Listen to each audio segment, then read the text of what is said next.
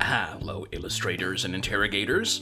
My name is TV Skyen, and welcome to my real-life actual desk. Please excuse the wires, excuse the mess, excuse the wobble on my camera, and excuse the noises of the party that they're having next door. They seem to be having fun, I wish them well, but I just wish they weren't doing it when I was trying to record this thing. So, a few weeks back, I got an email from Gaomon, who've contacted me before, offering me a review model of their PD2200, which is their screen tablet model, 22 inches, that's meant to compete, well, maybe not directly compete, but meant to be a lower budget option for people who want the really large screen tablet monitors of the style that Wacom sells in their Cintiq line, but at a much lower and more affordable price. And I said, yeah, sure. So it arrived, and I've been using it for a few weeks. I've been drawing some illustrations on it, I've been doing some work on it, and I have some thoughts on the thing.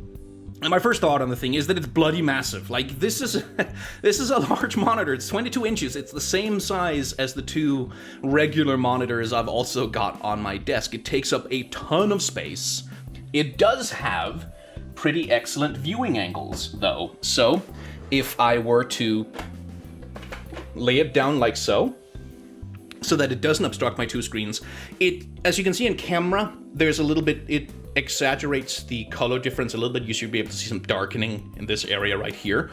But to the naked eye, when I'm watching it, there's not a lot of color distortion. I can still read the text, I can still see the fine details pretty good on screen. So it has a pretty wide viewing angle, which means that I can lay it down flat when I need to have access to my two other monitors. But it has been a bit of an adjustment. But what I would recommend is that if you're getting this thing and you don't have a big desk, you don't have a lot of space to work with, get an articulated VESA mount arm, because this thing is VESA mountable, which is a standard bracketing system that you can mount these kinds of monitors on. Get one that's articulated so that you can attach it to the side of your desk and you can just swivel it out of the way and get it away from you when you're not working on it. That would be my recommendation. I haven't done that because I don't need to. I have a pretty big desk. I have a decent amount of space to work with, but it's a big boy. It takes up a ton of space, and you're gonna have to account for that. The advantage of having a screen that is as large as this one, though, you can do this. So this doesn't look very impressive. I'm just moving my hand around, right? But the thing I'm doing is I'm swiveling my hand to create that circular motion around my elbow, which means I'm not using my wrists, I'm not using my fingers, I'm just swiveling around my elbow. And what that does, especially if we zoom in a little bit here, what that means is that I can create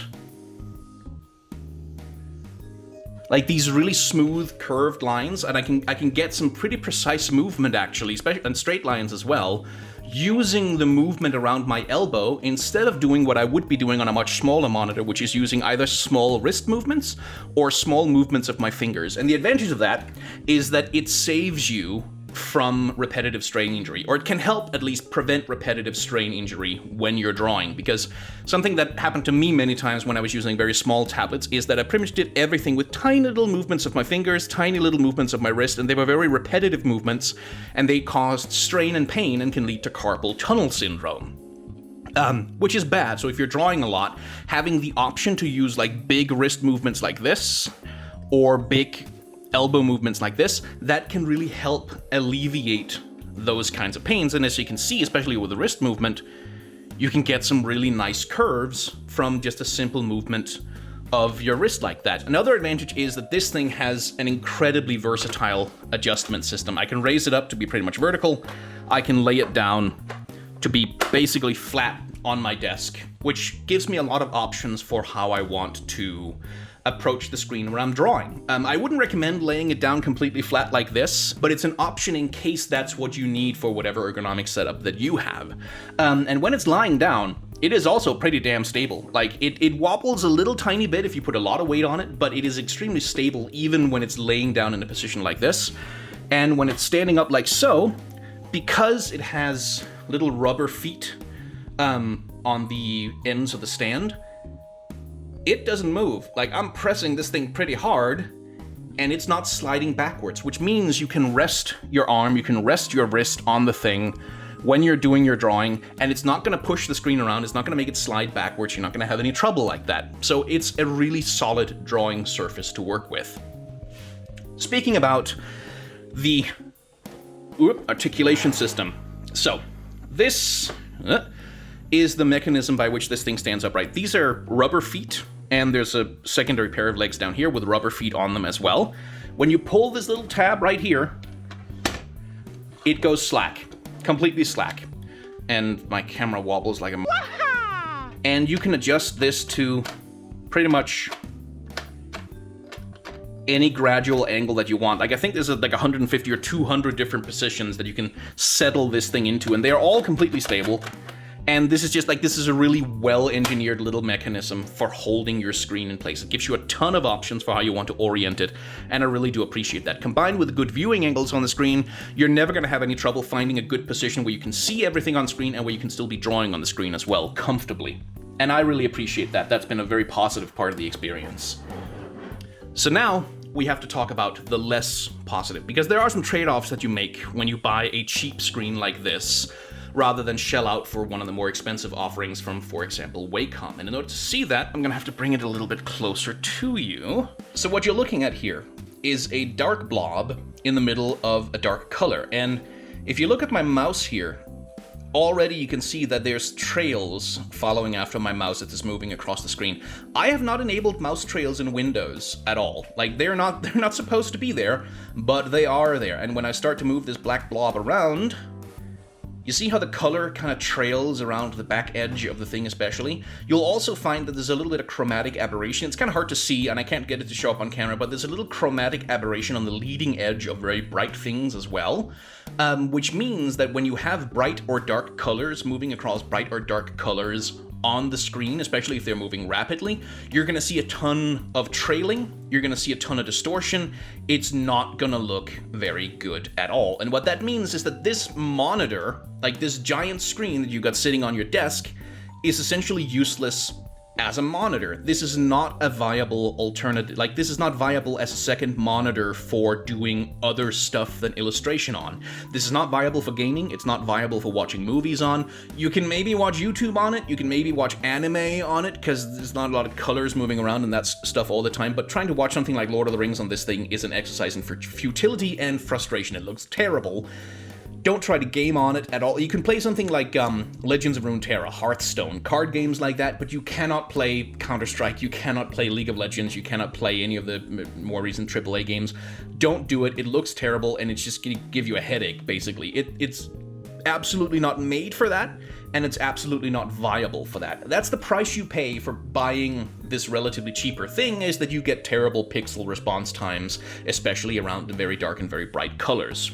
The nuance there is that this thing is so much cheaper than the equivalent Cintiq that you could buy this and then just buy a real-ass second monitor for more or less the same price that it would cost you to get the Wacom equivalent. Of course, that also means you need a big desk to accommodate all those extra monitors that you got taking up space there, but this thing on its own, I would not recommend it as a monitor. Absolutely not. It's terrible as a monitor, even if it is genuinely very good as a drawing surface. I've been enjoying my time with it. It's become my daily driver. I'm perfectly happy to work around its limitations in exchange for the much cheaper price. So on that strength, I can definitely recommend it, but if you're looking for something that's going to double as a secondary monitor, I'm sorry, you're going to have to shell out more money than this, because this thing just isn't up to snuff in that area. Another thing to mention is that the PD2200 has a series of programmable buttons on the side, which by default correspond to common Photoshop hotkeys, but which can be reprogrammed to pretty much whatever you want. Theoretically, these are extremely versatile and can allow you to forego having your keyboard near you at all times to access functions, but on the model that I was sent, the buttons were also way oversensitive and had a tendency to register inputs anytime my hand was on screen anywhere, leading to some really annoying errors and bad inputs that made the thing basically unusable. So I had to disable them completely because I simply could not get them to work. But I can't say whether that's a defect with my particular model or a general problem in the product, so your mileage may vary. The screen's native color configuration and OSD is also a little bit clunky, and I found that it does require some manual correction to make the colors accurate to what I want, so if you're doing highly color-sensitive work, you may need to tinker quite a bit with the settings, or else consider a more expensive option. Again though, all in all, just on the strength of the lower price, I would absolutely consider the PD2200 a viable alternative to Wacom's offerings, because you get the vast majority of the benefits of a large screen tablet in return for some pretty reasonable drawbacks. Thank you to Gaomon for sending this model for review. There's a link down in the description to where you can purchase it, possibly with a discount code. It is not an affiliate link, this is not a paid review, and I don't earn any extra money from it. I'll leave you with the time-lapse of a drawing I did for a D&D group that my friends are involved with. Lines begin to show, we feel broken. To move on, we have to drop the pieces we're holding. And no one is perfect. You don't need to be strong every single day. No one really knows along the way that the best things in life can be perfect anyway.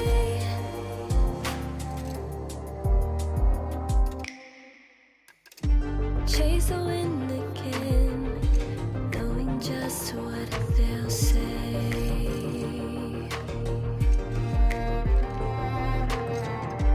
Don't care anymore, can't stay still anyway.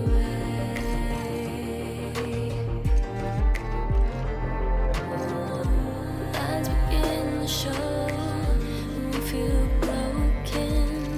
To move on, we have to drop the pieces we're holding. And no one is perfect. You don't need to be strong every single day. No one really knows along the way that the best things in life will be perfect anyway.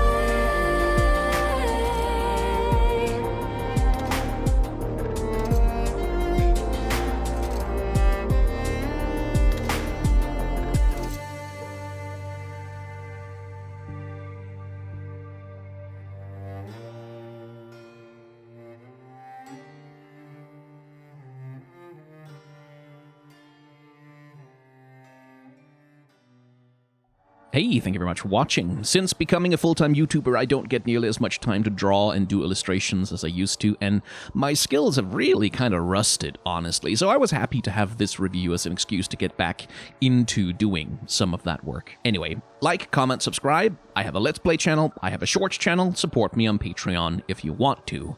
Outside of that, remember to wear a mask and wash your hands, take the vaccine when it comes, and try to act in solidarity with those who are working to make the world a better place.